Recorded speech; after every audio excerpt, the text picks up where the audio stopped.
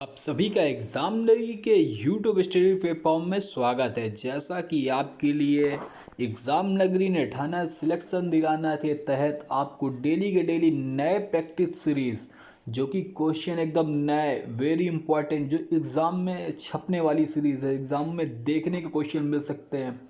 ऐसे क्वेश्चनों को आपके सामने रोज़ चुनकर लाया जा रहा है। ऐसे क्वेश्चन आपको एग्ज़ाम नगरी करवाएगा जब तक आपका एग्ज़ाम नहीं होता।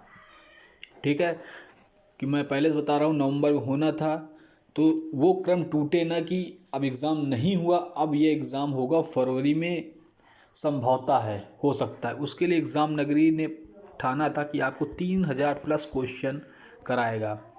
ठीक है, उसी के तहत अभी तक हम लोगों ने 1000 क्वेश्चन के लक्ष्य को छू लिया है, पार कर लिया है। कौन से नए क्वेश्चनों के, अगर ऐसे देखा जाए तो पूरे में अभी तक हमने संस्कृत साहित्य के 250 क्वेश्चन प्लस किए हैं। 1500 प्लस मॉक टेस्ट हमने पूरे जो सिलेबस हमने हिंदी साहित्य का समाप्त किया, हिंदी साहित्य से छायावाद, और प्लस उसके अलावा वन लाइनर प्लस उनकी अलग हमने की है। ठीक है, तो मैं कह रहा हूँ मैंने प्लेलिस्ट बना दी, आप जाइएगा वहाँ। आपको टीजीटी पीजी हिंदी साहित्य के काल विभाजन से हिंदी साहित्य के इतिहास से आदिकाल, भक्तिकाल, रीतकाल, छायावाद, प्रगतिवाद, प्रयोगवाद, द्विवेदी युग का काव्य, नई कविता, उपन्यास, एकांकी, रिपोता, नई कहानी, सभी की टॉपिक वाइज हमने जो एक एक हमने आपको नाम गिनाए, सभी की टॉपिक वाइज हमने प्लेलिस्ट बना दी। आप जाकर देखिए, और एक भी क्वेश्चन को हमने छोड़ा नहीं, चाहे कवियों को उपनाम हो, चाहे कवियों के माता पिता का नाम हो, चाहे उनकी प्रसिद्ध रचनाएं हो, एक टॉपिक को छोड़ा नहीं। क्योंकि आपको एग्ज़ाम में सफलता लेनी है तो आपको सब पढ़ना पड़ेगा, और बहुत ही कम समय में छोटे छोटे शब्दों में आपको बहुत बहुत बड़ी बड़ी चीज़ें एग्ज़ाम नगरी ने व्याख्या सहित पढ़ाया है। तो आप जाकर देख सकते हैं, अगर अभी नहीं देखे हैं, अगर सफलता लेना है तो आप प्रीवियस वीडियो को देखिए। उसके साथ साथ ये जो मैं क्लासेस चला रहा हूँ, ये मॉडल पेपर सभी परीक्षाओं के लिए इम्पॉर्टेंट है।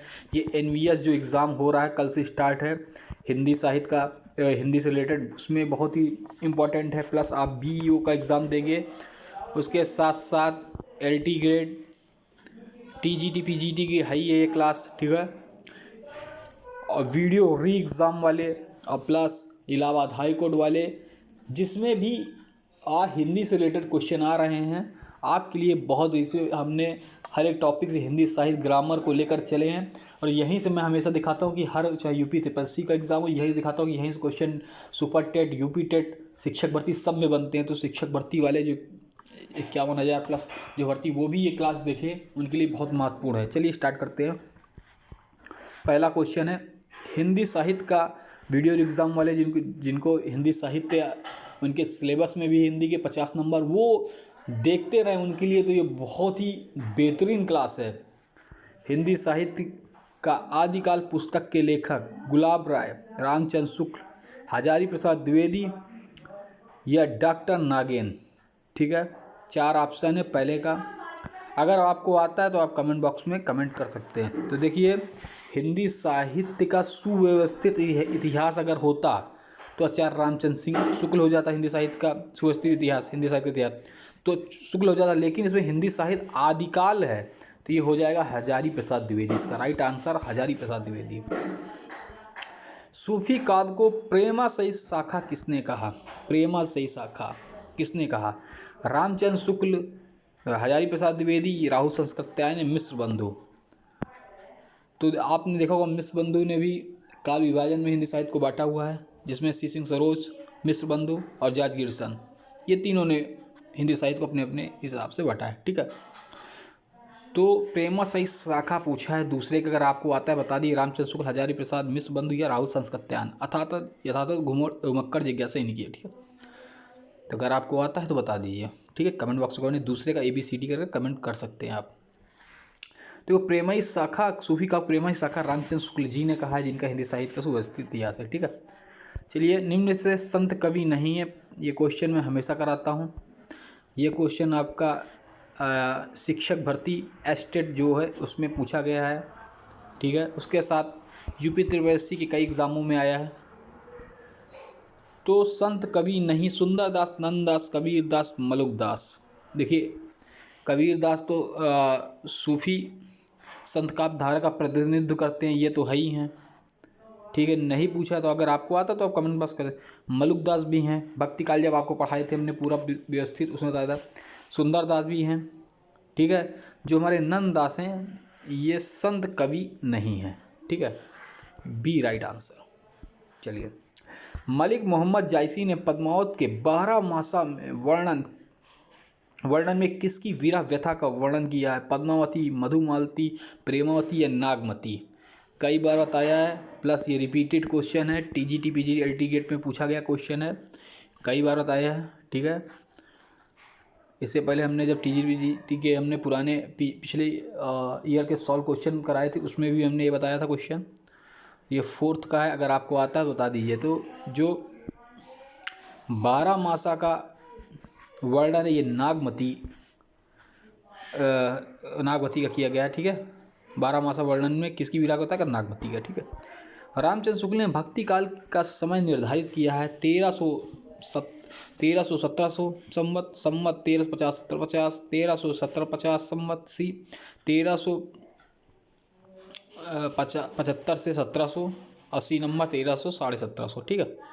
आपको बताना है। 5वें का अगर आपको आता है तो कमेंट बॉक्स में कमेंट कर सकते हैं।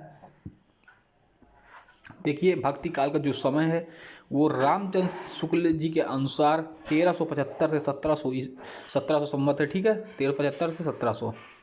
डी नंबर आपका 1 मिनट, हाँ डी नंबर आपका राइट हो जाएगा। चलिए, मगहर, बहुत बढ़िया। ये क्वेश्चन शिक्षक भर्ती में पूछा जा चुका है, प्लस उसके साथ साथ यूपी टेट के जूनियर में क्वेश्चन आया है। मगहर का संबंध स्थान, प्लस यूपी SSSC के कई एग्जामों में आया है। देखिए, यहीं टीजीटी पीजीटी से ही क्वेश्चन हर जगह बनते हैं, यहीं से एग्जाम में उठाता है और दे देता है। मगहर का स्थान का संबंध किससे है? तो आपने देखा होगा मगहर का स्थान का संबंध तुलसी, कबीर, नानक, रैदास। अगर आपको आता है कमेंट बॉक्स में कमेंट कर दी, 1 सेकेंड का समय। उसके साथ साथ जो हमारे नए भाई बहन जो वीडियो देख रहे हैं वो चैनल को सब्सक्राइब करें और बेल आइकन दबा दें, जिससे आपको क्लासें मिलती रहे। उसके साथ साथ विद्यार्थी जीवन से जुड़ी हुई कोई भी सूचना है जो विद्यार्थी हित से है, चाहे वो नियुक्ति संबंधी हो, रिजल्ट संबंधी हो, आंसर की संबंधी हो, या ऐसी सूचना जो आपसे संबंधित है, वो एग्जाम नगरी सबसे पहले प्रोवाइड कराएगा। उसके लिए क्या करना होगा? चैनल को आपको सब्सक्राइब करना पड़ेगा और अपना ये जो घर है एग्जाम नगरी का प्यारा सा, इसको आपको और बढ़ाना पड़ेगा, ठीक है। इसको और हम समूह से बढ़ाना पड़ेगा आपको, अपना ये घर को, एग्ज़ाम नगरी को। ये क्योंकि एग्ज़ाम नगरी आप ही भाई बहनों के लिए चैनल एकदम फ्री चैनल है। इसमें निःशुल्क क्लासें, कोई भी पैसा नहीं है। जो भी क्लास होती हैं, अब सीटेट की होती हैं या इसकी होती हैं, या वीडियो एग्ज़ाम या टीजी पीजी की जो चल ही रही है, वो सभी फ्री, कोई पैसा नहीं। प्लस इसकी PDF भी आपको निःशुल्क मिलेगी, सब मॉडल पेपर भी निःशुल्क मिलेंगे। जितना होगा हो सकेगा सभी निःशुल्क है, कोई किसी का चार्ज नहीं है, ठीक है। उसके लिए आप चैनल को सब्सक्राइब करें, बेल आइकन दबाएं और जो पुराने भाई बहन हैं चैनल को खूब शेयर करें और सब्सक्राइब कराएं। चलिए, तो इसका आंसर आपने ज़रूर हमारे कमेंट बॉक्स में कर दिया होगा। तो मगहर का आप जानते हैं कबीरदास का संबंध है, ठीक है। चलिए, छठे का 7वें देखते हैं। पुष्ट मार्ग के प्रवर्तक कौन है? रामानुजाचार्य, स्वामी हरिदास, निम्बार्काचार्य, वल्लभाचार्य। जब मैंने आपको भक्ति काल पढ़ाया था, भक्ति काल में क्या पढ़ाया था? सगुण भक्ति धारा, उसी पे हमने ये सब बताया था आपको, भक्ति काल पे। तो सभी के हमने निरंजनी का बताया था, हरिदास को पढ़ाया था, सबके प्रवर्तक बताए थे। अगर आपको आता है तो 7वीं का ABCD कर आंसर दे सकते हैं। देखिए, पुष्टि मार्ग के प्रवर्तक आपके वल्लभाचार्य हैं, सी राइट आंसर है। रामचरितमानस में सुंदर कांड के पहले और बाद में क्रमशः कौन सा कांड आता है? ये क्वेश्चन आपका यूपी टेट जूनियर में पूछा जा चुका है। इसके साथ साथ यूपी SSSC के कई एग्जामों में ये क्वेश्चन आ चुका है, ठीक है। और प्लस NUS DUS ये PGT जो हिंदी के उसमें तो ये आता ही आता है, आप देख लीजिए उड़ाकर। इसलिए मैं कहता हूँ ये जो सीरीज़ है ये सभी एग्जामों के लिए है, चाहे छोटा एग्जाम हो चाहे बड़ा। आप इससे बड़े से तैयारी करेंगे आपको छोटा क्लियर होगा, ठीक है। चलिए, तो रामचरितमानस सुंदरकांड से पहले और बाद में क्रमशः कौन सा कांड आता है? सुंदरकांड से पहले और बाद में क्रमशः कौन सा, किष्किंधा, लंका, अयोध्या, लंका, अरण्य, उत्तरकांड या लंका उत्तरकांड। तो सुंदरकांड सबसे पहले और बाद में। तो आपने हमेशा देखा होगा बाद वाला कांड को हम लोग जो होता है 8वें कक्षा, आप दे दीजिए, आंसर दे दीजिए। तो बाद में और पहले पूछा गया है, ठीक है। अगर हम रामचरितमानस देखेंगे तो रामचरितमानस किसकी है, तुलसीदास जी की, तुलसीदास जी की। तो इसमें उत्तरकांड तो है नहीं तुलसीदास जी वाले में, ठीक है। आपको ये पता चला ये वाल्मीकि रामायण पे उत्तरकांड थे, ठीक है। तो उत्तरकांड वाले तो 2 विकल्प हमारे यहाँ से कट गए, 8वां है, ठीक है। तो वाल्मीकि रामायण में 7 कांड कितने हैं, 7, ठीक है। तो इसमें जो किष्किंधा कांड और लंका कांड है ए, यही हमारा राइट आंसर हो जाएगा। सबसे पहला किष्किंधा और बाद में लंका कांड, ठीक है। उत्तरकांड वाले तो कट गए ना, क्योंकि है नहीं उस पर। तो ये थोड़ा सा आपको लॉजिक आना चाहिए, ये लॉजिक मैं आपको बताते चल रहा हूँ, आपको कोई दिक्कत नहीं होगी। 9वां क्वेश्चन देखते हैं। अब लो नशानी, अब लो नशानी, अब न नशहो शीर्षक पद तुलसीदास की किस रचना से है। रामचरितमानस, विनय पत्रिका, कविता, दोहा। मैं हमेशा कहता हूँ तुलसीदास वाला जो भी क्वेश्चन पढ़ाता हूँ इतने इनको रट लो। 2021 में आया था, तुलसीदास ने अपने कष्ट को हरने के लिए कौन सी रचना की थी, स्त्रोत की, तो श्री रामलक्षा नरहु ऐसा था, रामलक्षा वाला, ठीक है। तो अब ये आपको ये देखने को मिल सकते हैं क्वेश्चन, बहुत ही इंपॉर्टेंट क्वेश्चन है, लिख लो, आपको देखने को मिल सकता है, ठीक है। इसमें भी देखने सकता, किसी भी एग्ज़ाम में मिल सकता है, ठीक है। तो पद तुलसीदास किस रचना से है, बहुत इंपॉर्टेंट क्वेश्चन। 9 अगर आपको आता कमेंट बॉक्स कमेंट कर दीजिए। ये आपका ये तुलसीदास जी की विनय पत्रिका, और विनय पत्रिका किस भाषा में लिखी गई है, विनय पत्रिका किस भाषा में लिखी गई, कमेंट करिए। एकमात्र पत्रिका। निम्नलिखित में से रीतिकाल की सबसे लोकप्रिय रचना रामचंद्रिका, श्रृंगार शतक, बिहारी सस्सई, घनानंद शतक। तो रीतकाल की सबसे लोकप्रिय, इसको पकड़िए, लोकप्रिय रचना। 10वें का मैंने आपको आंसर आपको विकल्प बता दिए, आप कमेंट बॉक्स में कमेंट कर सकते हैं। जो भी भाई बहन हमारे प्यारे देख रहे हैं उनके लिए मैं फिर से कह रहा हूँ, आप इस सदस्य का परिवार बनिए, इस परिवार के सदस्य बनिए और एग्ज़ाम नगरी को आगे बढ़ाइए।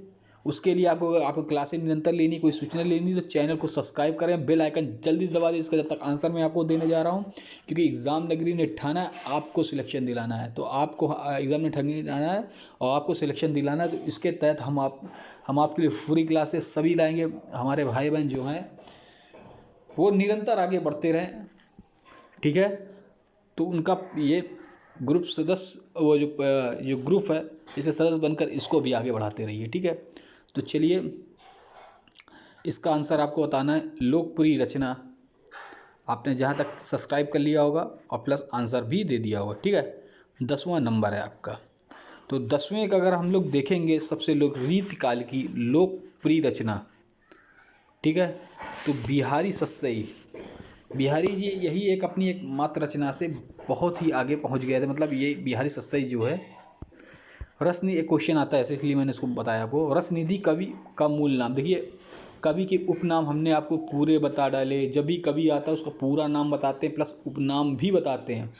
कि ऐसा क्वेश्चन 2021 के अभी तक जितने TGP एग्ज़ाम आ रहे सब में आ रहा है, प्लस यही पैटर्न UP ट्रिपल SC ने भी अपना लिया है। आपको वीडियो एग्ज़ाम में देखने को मिलेगा, या आप कोई भी एग्ज़ाम दे रहे हैं सभी में जिसमें हिंदी रिलेटेड है। तो रसनिधि कवि किस कवि का मूल नाम है। जैसे केशवदास को हमने बताया था आपको उपनाम, ठीक है। तो क्या था बताया था, आप कमेंट बॉक्स में कमेंट करें उनको क्या कहा जाता है। तो रसनिधि कवि, जैसे कालिदास को दीपशिखा, उपमा सम्राट, डांडी जी को पतलिकता, ठीक है। चलिए, तो रसनिधि पृथ्वी सिंह, नूर आलम, लक्ष्मण चंद या बेनी माधव। 11 नंबर, रसनिधि कवि पृथ्वी सिंह को कहा जाता है।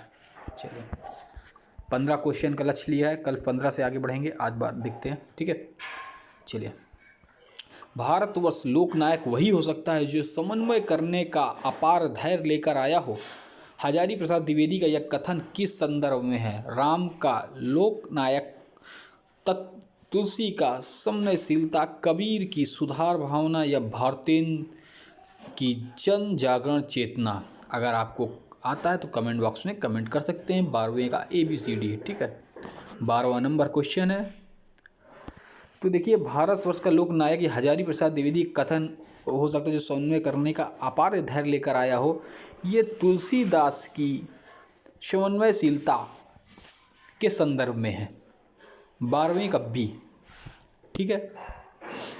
13वां क्वेश्चन देखते हैं, तुलसीदास की पत्नी के धिक्कार ने ही तुलसी को भक्ति मार्ग दिखाया। पत्नी का क्या नाम था? हमेशा मैंने आपको पति, पत्नी, पिता सभी का नाम हमने बताया आपको कि क्वेश्चन एक क्वेश्चन है प्लस ये 4 नंबर का आता है TGT में, तो आप पे 4 नंबर कहीं जाए ना, इन्हीं से सिलेक्शन होता है, ठीक है।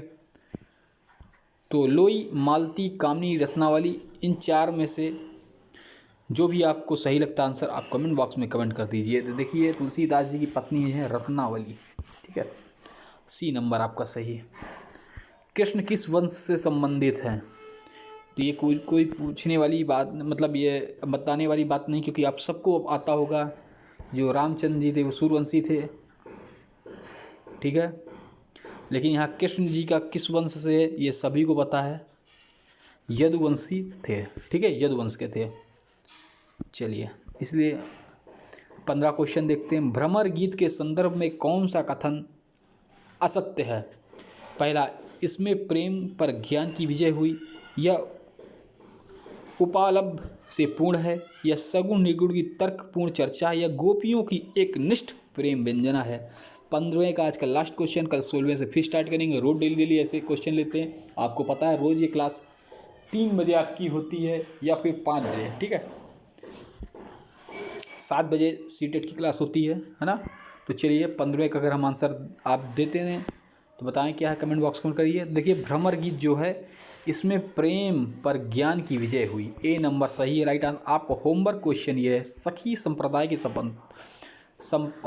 संस्थापक कौन है? ये आपका HW क्वेश्चन है। आपको कमेंट बॉक्स में कमेंट बताना है। कल मैं आपको बताऊंगा निम्बकाचार्य, हरिदास वल्लभाचार्य, विष्णु स्वामी। ये आपका होमवर्क क्वेश्चन है, कल यहीं से स्टार्ट करेंगे, बताएंगे। आप हमारे यूट्यूब के कमेंट बॉक्स में कमेंट कर सकते हैं। तो सभी भाई बहन सब्सक्राइब कर लें, बेल आइकन दबा दें, जिससे आपको क्लासें निरंतर मिलती रहें।